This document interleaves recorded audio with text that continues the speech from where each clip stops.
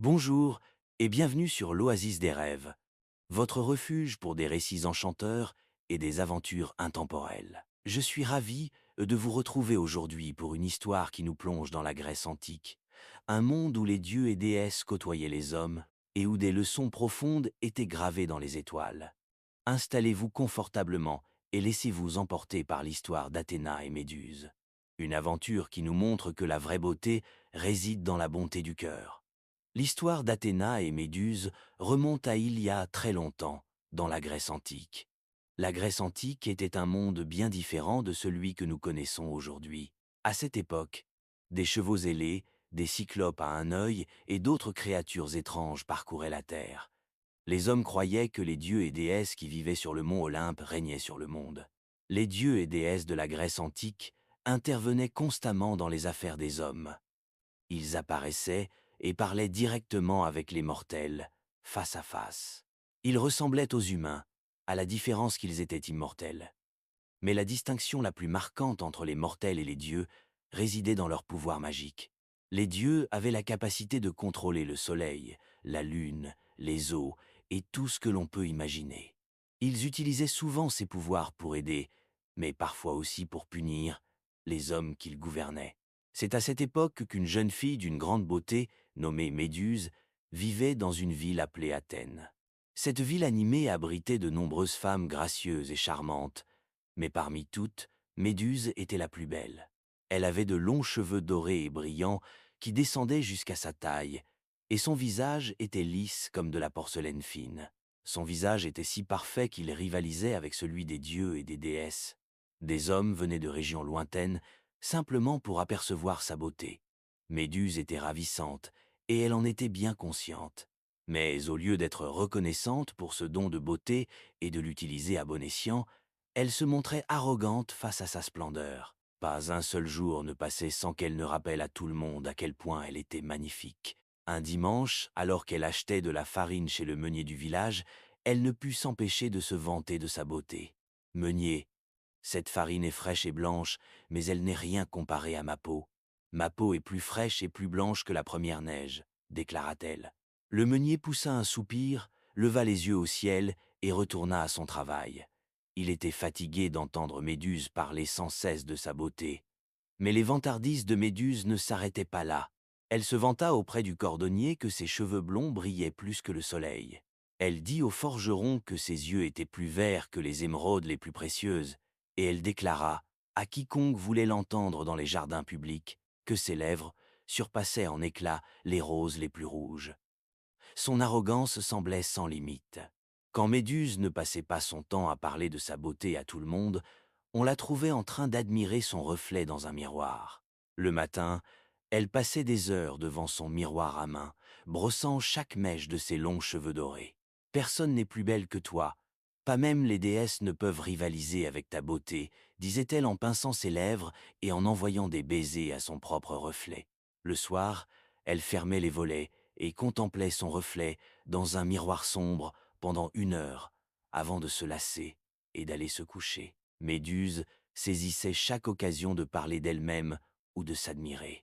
Elle était devenue si narcissique qu'elle ne prêtait plus attention aux personnes qui l'entouraient. Elle ne parvenait même plus à accomplir les tâches que ses parents lui confiaient, car elle oubliait ce qu'elle devait faire, trop occupée à se regarder. Un jour, sa mère lui demanda d'aller chercher de l'eau au puits voisin. Méduse obéit, mais elle passa tellement de temps à admirer son reflet dans l'eau qu'elle en oublia de rapporter l'eau demandée. « Je suis désolée, mère, mais j'ai oublié de rapporter l'eau. N'es-tu pas fière d'avoir une fille aussi jolie que moi ?» dit Méduse à sa mère, sans la moindre once de remords. Tout ce que sa mère pouvait faire, c'était soupirer. Elle ne savait plus quoi faire avec sa fille.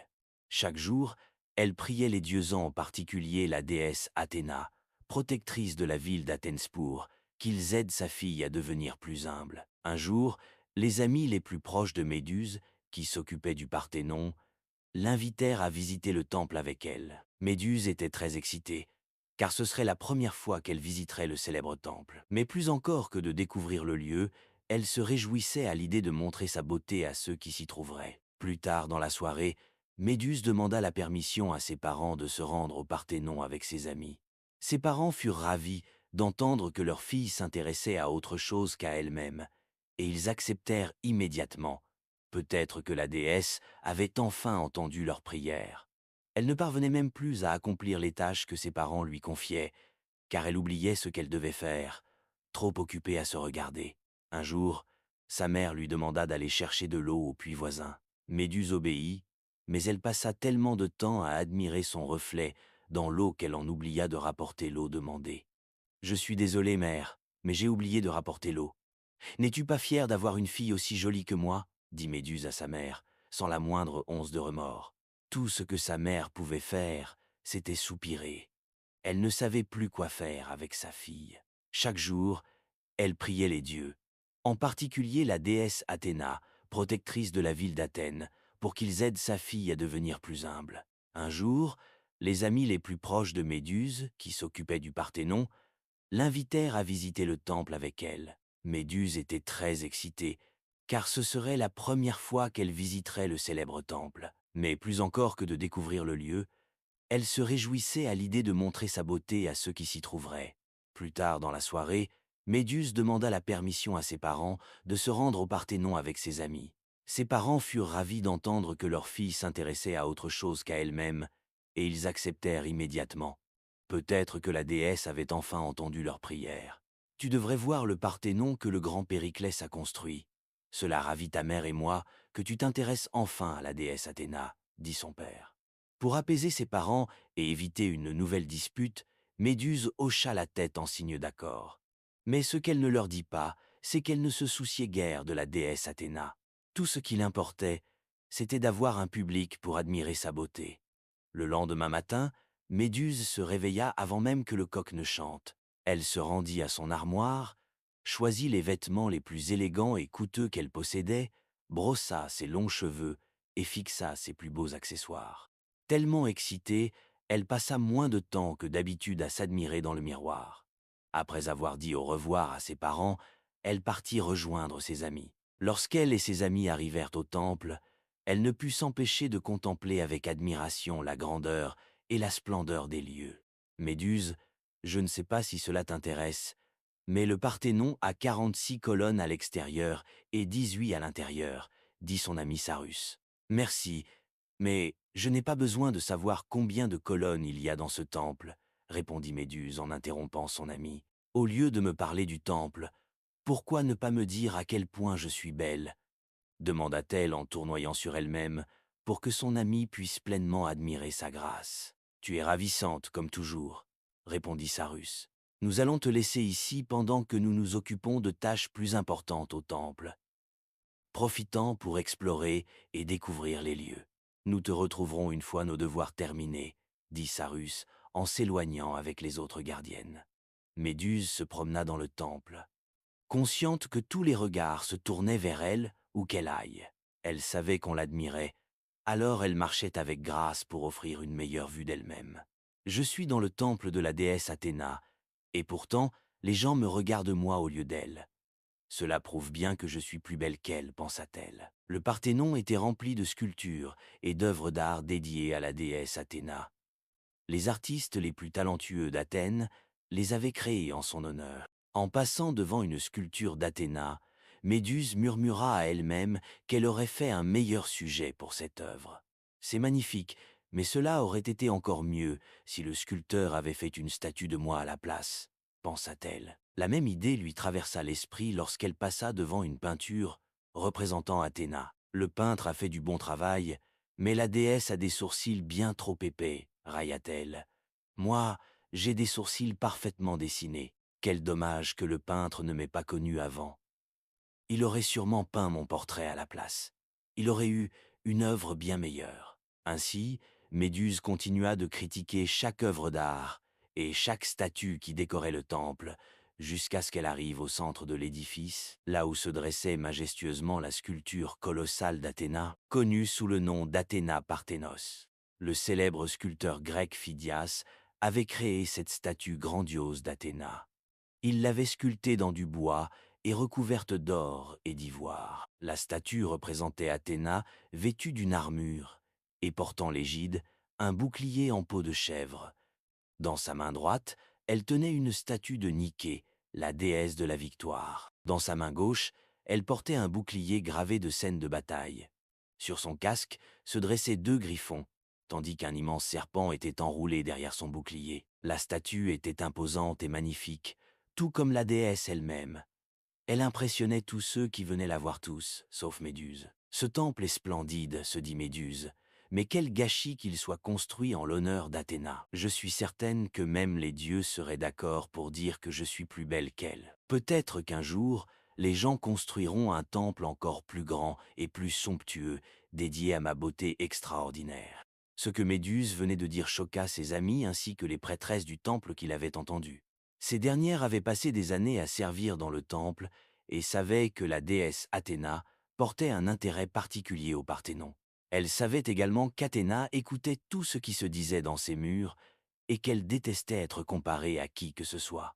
Les prêtresses avaient déjà été témoins de la colère de la puissante déesse et savaient qu'il n'était pas sage de la provoquer. Voyant en Méduse une amie, elles essayèrent de l'aider en l'incitant à retirer ses paroles.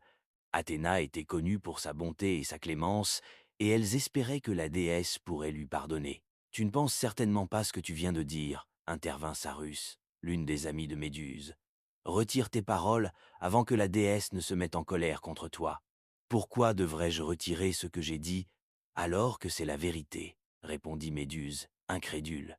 Puis, se tournant vers la statue d'Athéna, elle déclara d'une voix forte et arrogante: « Je souhaite que la déesse apparaisse devant moi, pour que tout le monde dans ce temple sache que moi, Méduse, suis plus belle qu'elle. » À cet instant, une lumière éblouissante envahit le temple. Lorsque la lumière s'estompa, Athéna elle-même apparut devant Méduse dans toute sa splendeur. Méduse trembla à la vue de la puissante déesse. Elle regarda autour d'elle à la recherche de quelqu'un pour l'aider, mais elle était complètement seule. Ses amis et les autres visiteurs du temple s'étaient enfuis, effrayés par l'apparition d'Athéna. « Je suis Athéna, déesse de la guerre et de la sagesse, » déclara Athéna. « J'ai entendu tout ce que tu as dit dans mon temple. Bien que la beauté soit un don, elle est éphémère. Cependant, la bonté et la pureté de cœur ne se fanent jamais. Si tu te repens et réfléchis à mes paroles, je serai clémente et je te pardonnerai. » La voix de la déesse était douce, mais empreinte d'autorité. Malgré cette offre, l'arrogance de Méduse l'emporta. « Vous dites cela parce que vous êtes simplement jalouse de ma beauté, » répondit-elle. « Il est évident que, bien que je sois mortelle, je suis plus belle que vous. » Athéna resta silencieuse pendant quelques instants. Puis, d'une voix triste, elle dit: « Mon enfant, il existe des choses plus importantes que la beauté physique. Tu devrais aussi cultiver ce qui est à l'intérieur de toi. Je pourrais te punir sévèrement, mais j'ai entendu les prières de ta mère, et je ferai preuve de clémence. Tu deviendras ce que tu es à l'intérieur, laide et monstrueuse. » À peine la déesse eut-elle prononcé ces mots que Méduse se transforma. Là où se trouvaient autrefois ses longs et magnifiques cheveux, des serpents commencèrent à pousser. Sa peau, auparavant lisse et parfaite comme de la porcelaine, se couvrit d'écailles. « Quiconque croisera ton regard se transformera en pierre, et rien ne pourra les sauver de ce sort, » déclara Athéna. « Même toi, Méduse, si tu regardes ton reflet, tu seras changée en pierre. » Méduse pleura et supplia la déesse de la ramener à son état d'origine. Mais il était trop tard. « Je ne serai pas cruelle, » poursuivit Athéna. « Tu ne seras pas seule dans ton état actuel. Dès aujourd'hui, je t'enverrai vivre avec les sœurs Gorgones aux confins de la terre. Là-bas, tu ne pourras blesser personne, et tu auras le temps de réfléchir à tes actions. » Sur ces mots, Méduse et la déesse disparurent du temple, ne laissant derrière elles qu'un léger nuage de fumée. Lorsque les amis de Méduse trouvèrent enfin le courage de retourner dans le temple, elles ne découvrirent que la barrette qu'elle portait dans ses cheveux. Elles la cherchèrent partout, mais Méduse restait introuvable. Ce retournement de situation attrista ses parents, mais ils espéraient que Méduse réaliserait un jour ses erreurs. Ils espéraient aussi qu'Athéna ferait preuve de miséricorde et leur rendrait leur fille. L'histoire de Méduse nous rappelle que la bonté et la pureté de cœur sont des qualités qui gagnent en beauté avec le temps.